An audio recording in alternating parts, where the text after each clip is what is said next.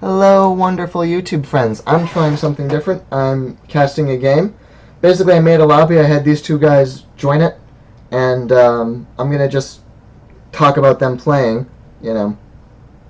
And so this isn't like a tournament game or anything special. It's literally just kind of two people that picked up from the street and wanted to watch.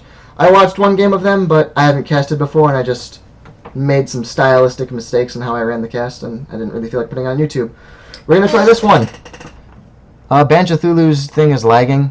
He had kind of some laggy draws, so we've got an Andromeda and a Wayland. I did just watch a game with these two. I can tell you this is what they both know, which is that this is a Darwin, which you can see, a Darwin-based Andromeda. And this is a more of a bog standard kind of Wayland. He has not really any tricks, just he's doing the Wayland things really efficiently. Penadude's going to keep. He technically shouldn't have announced that before Banjo mulliganed, but doesn't really matter. We can see in Penadude's hand, he's got an amazing starting hand. He's got a Sure Gamble, a Katie, a Darwin, an Easy Mark, Compromised Employee. It's a hell of a hand for Andromeda. Banjo Thulu is...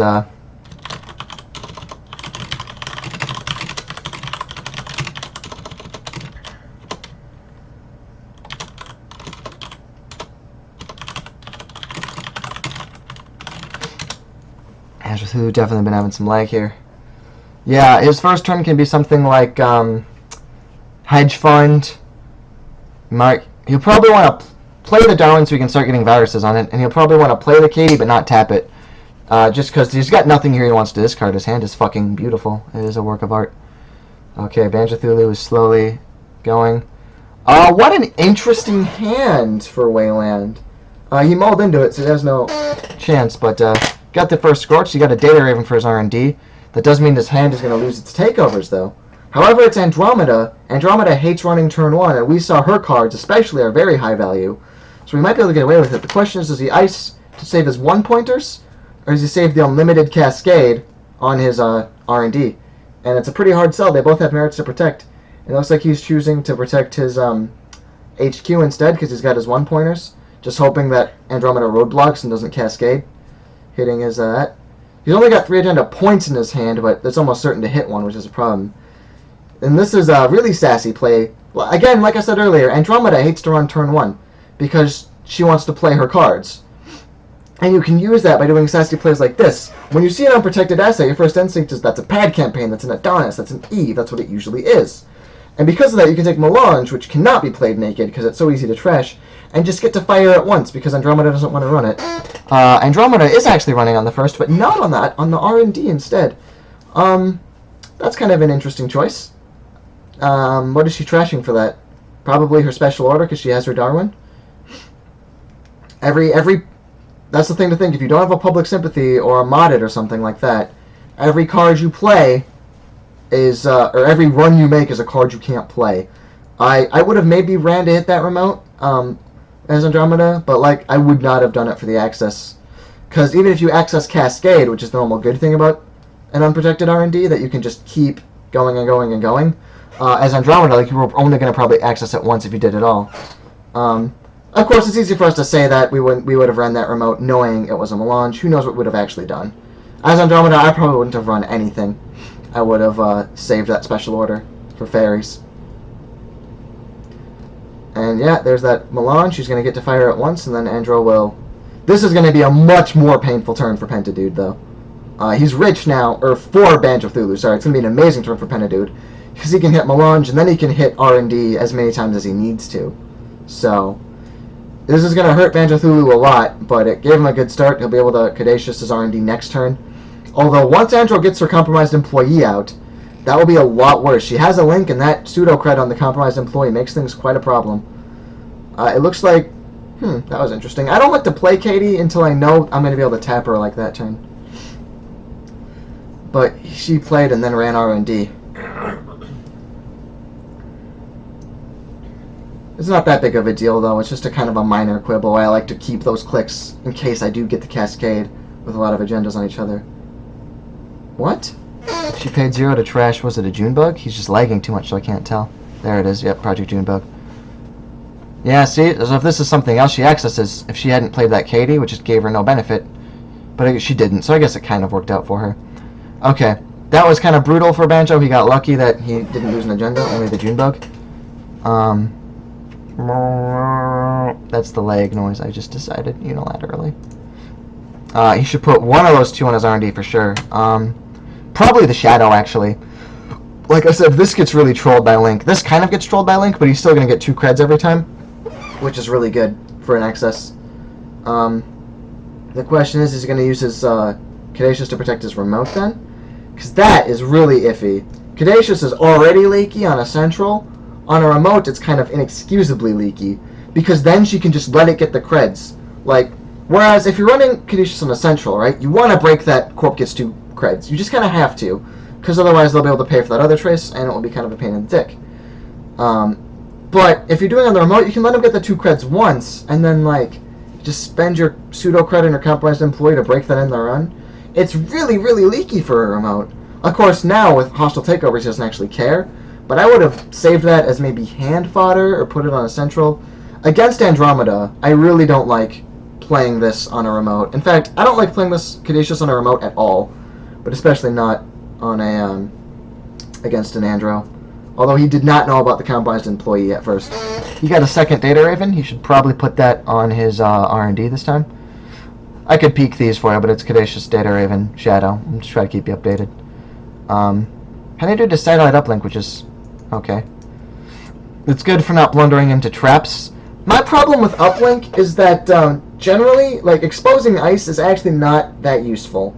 It's occasionally useful, a lot less than you'd think it'd be, though.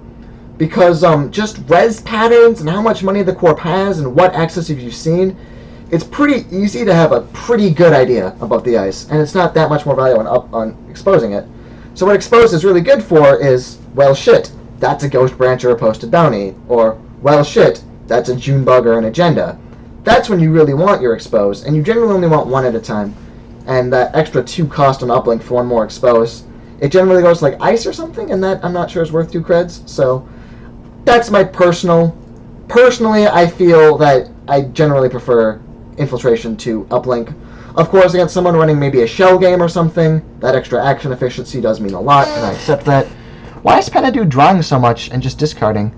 He's getting rid of Scrubber, which is good. Wayland does a heavy operation economy, you don't need a Scrubber. And he's getting rid of the uplink, which is a little less good, because he doesn't know Banjo Thulu isn't running Ghost Branch. I don't think he is, but he might be. And if he is, then you'd really, really want that exposed. I don't know.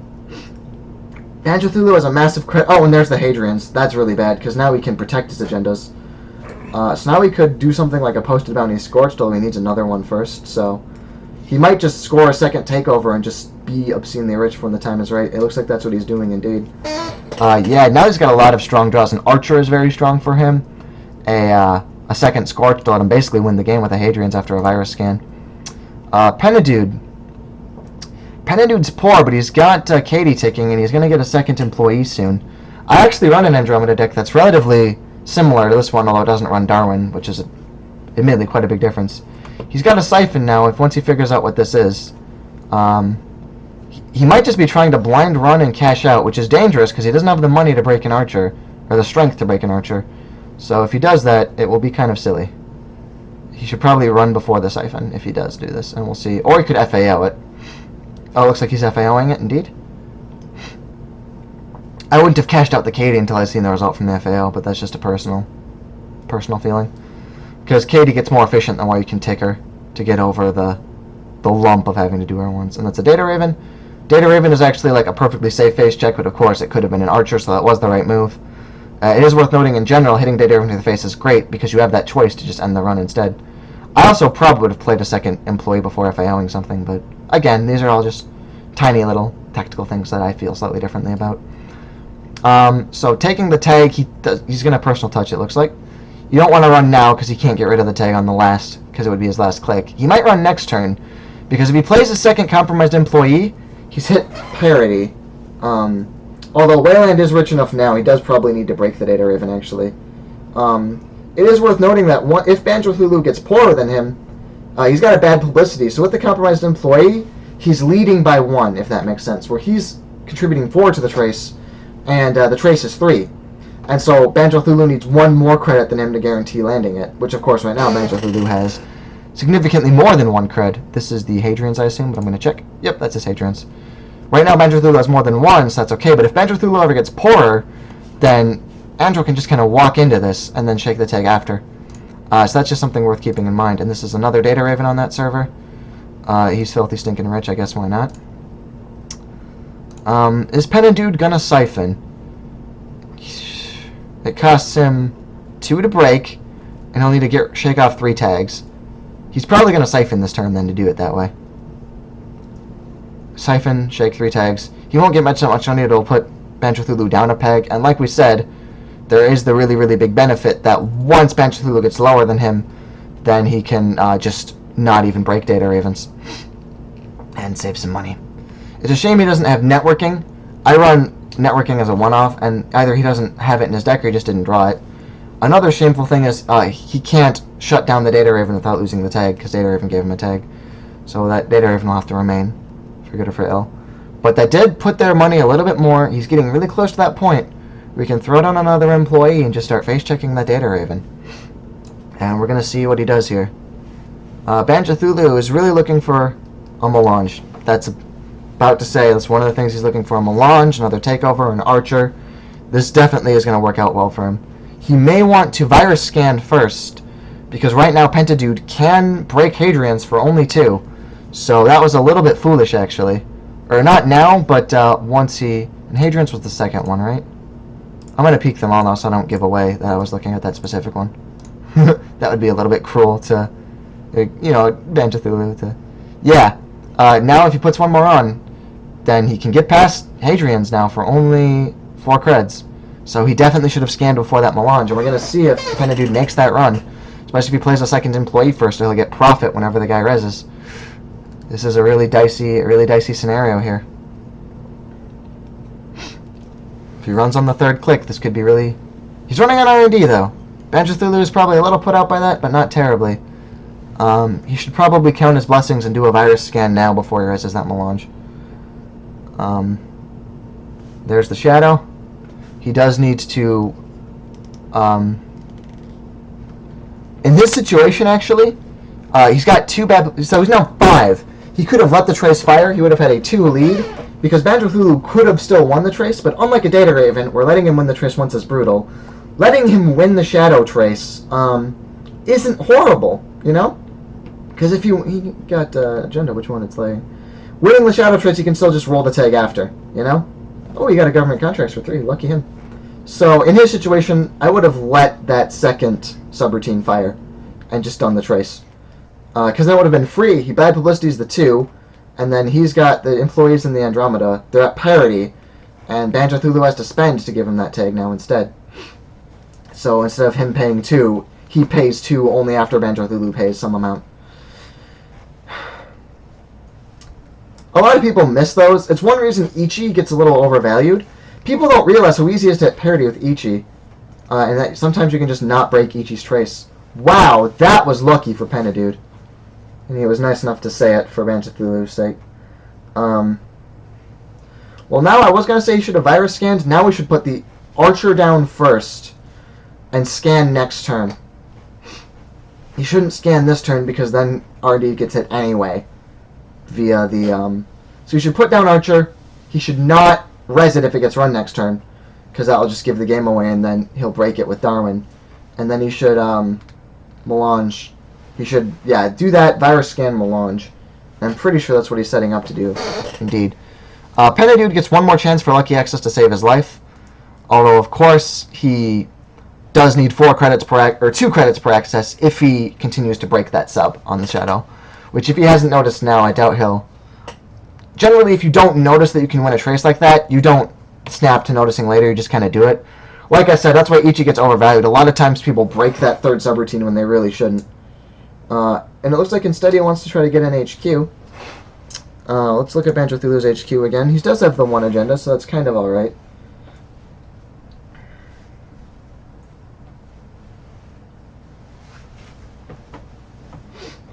What will be interesting to see... Oh, he did get the 1 agenda. He's at 6 points now. He wins taking anything, so...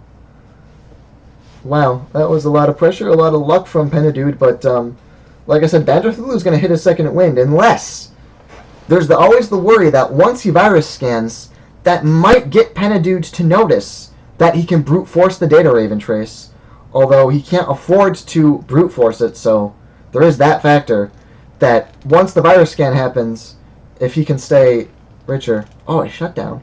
There we go. Where does Tag go? He took one. Oh, okay. I just didn't see it. I was looking at, I was clicking Banjo Thulu and didn't realize, so I was like, where'd the tag go? Alright, this definitely is going to be a scan. I can't imagine any other action in response to this. And then once that happens, it'll be kind of interesting because he'll be able to brute force the Data Raven trade if he gets more money. But if that melange stays safe, that might not be possible for Pentadude. And if Banjo Thulu wipes and then melanges, he might be able to put a really, really deep stranglehold on this game. What will be the most helpful thing for Pentadude is if he can somehow make Banjo Thulu poor. And that's not very likely because that would entail running that remote. And right now that's too risky. He's very aware of the possibility of an Archer. The Archer happens to be an R&D, but he doesn't know that it's not here on his remote. He's probably not going to run for a while, and that is going to give Banjo Thulu the chance to get that melange, make money hand over fist, and then he will need Darwin strong enough to break Data Raven and not just overpower the subroutine, which will give him more time after wipes every turn. That's a very clever play. Like we said before, Data Raven has a perfectly safe face check. He's going to make him res the Data Raven and then just jack out immediately. It's a good way to make him poor. It's not going to be enough, though. But when you know Ice has safe face check like that... What? What? He's just going to... I guess he's hoping for a game-winning agenda, but that was a huge gamble, and it's not paying off. Banjo Thulu can put this above, even though he does have the 5, but Banjo Thulu isn't going to take it either. Banjo Thulu could have won that, and he didn't. I am very confused on both sides right now. How much would he have needed to? That's 1, 2, 3, 4, 5. This is a 3. He would have needed to pay 3 for that guaranteed, and he has a Scorched Earth in his hand. Yes, there is a crash space, but still, I would have paid the 3 to get the counter on Data Raven in his scenario, for sure, for sure, for sure. Crash space isn't going away after all. Yeah, exactly. And then he could have even done the tagging, trashed the crash space, and then Scorched Earth. So, I'm a little confused on both sides. I would have jacked out there as Penadude, and I would have won that trace as Banjo Thulu. Regardless, now he's going to melange, and now he definitely better pay to win those Data Raven traces after he starts melanging, if not before. Maybe he was worried that Banjo was going to snap to running this after, but he would have had enough money as an Archer after that, and, you know, Penadude doesn't know there's no Archer here. He's going to treat both of those servers as Phantom Archers, I'm reasonably sure. I don't know. Still, Banjo Thulu's getting that Stranglehold we were mentioning. He just needs to scan every 4th or 5th turn, keep that Darwin down, and once that happens, R&D is perfectly safe. What he needs now is to get more protection on his HQ, and unfortunately, he isn't drawing. If he draws another Archer, his dominance is basically... But Penadude is just going full ham for agendas. Once again, it is worth thinking that Banjo Thulu would have probably protected his HQ more if he had more agendas than his current level of protection. Please win this one, Banjo Thulu. Now? Okay, I think he's doing the math. I think he's going to get it this time.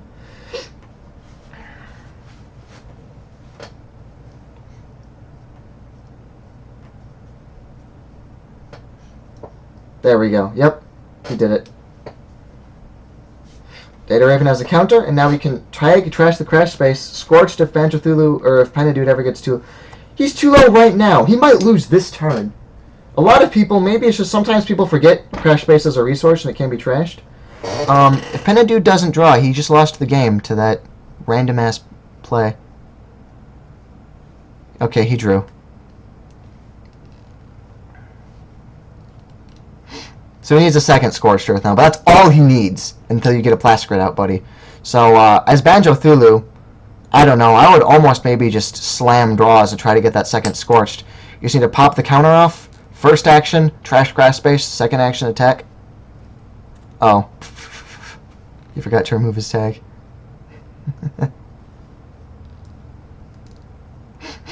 I didn't even notice that he hadn't done it.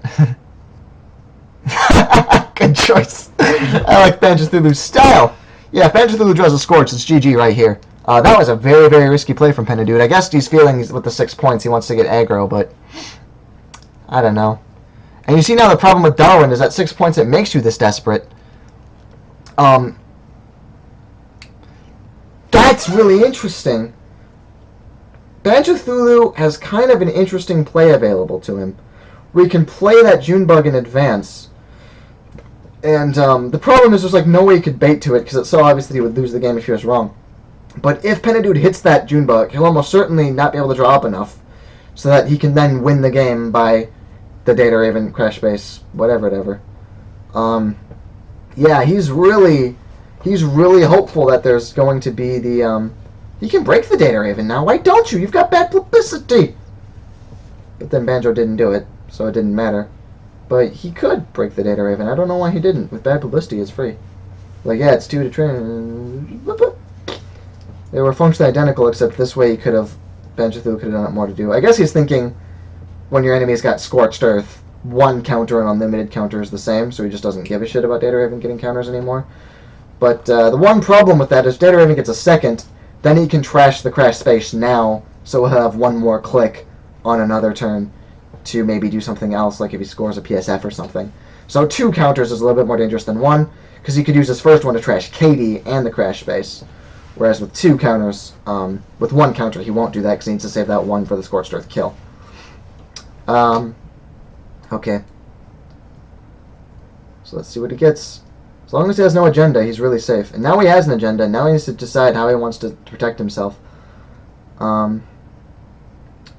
Probably by putting another Data Raven and maybe also the Enigma on his HQ. Not the Shadow. The Data Raven, technically, he'll just bum through as well. But or he's just going to put it in the remote safe and sound.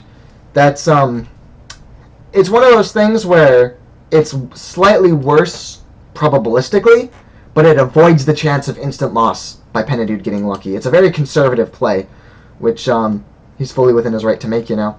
The issue is, can he afford his Hadrians? Yes, he can, so he's fine.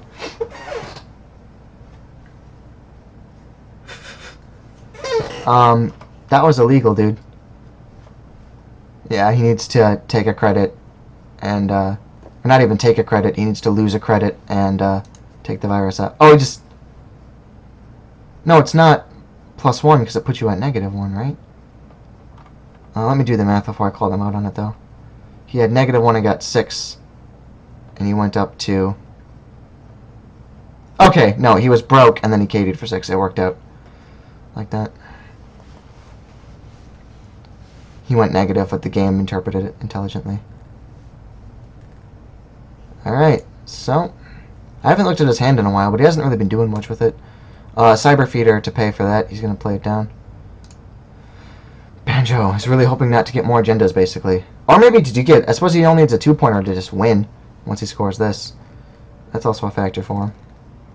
I'm still kind of in that mindset like he really wants a Scorched Earth victory, but that might not be the case. He could just win on agendas, too.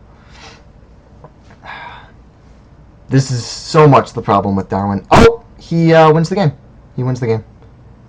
If he notices that he can trash Crash Space. Sometimes people don't, and I'm sure not going to compromise the game and type it. He noticed. And now we see the problem with using Crash Space as your meat damage instead of Blast Crit. This deck does also have Blast Crit, he just didn't draw it, but that's what you get for being so cocky about giving Data Raven a counter. You get this. So, there we go. That was kind of an interesting game. From both sides. A very, very lucky opening for Penadude. Almost got him in victory, but we see the big, big drawback behind Darwin decks. Kids at home, if you are thinking of making a Darwin deck, learn from this mistake. You need tools. It can work. You need things such as all 3 of your personal touches on. I believe Penadude had one in hand. If the lag stops, yet he did.